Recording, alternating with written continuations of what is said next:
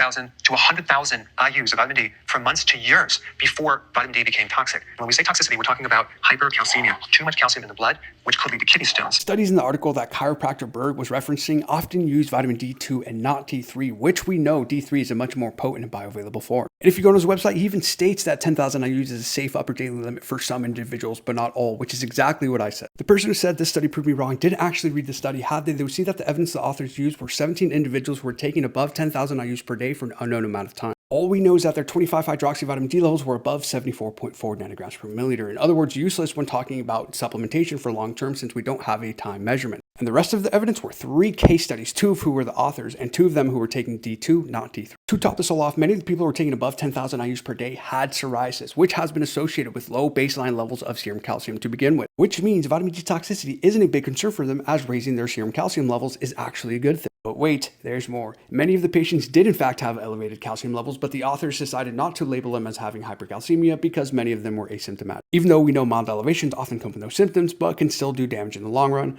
in the end, guess what the authors concluded?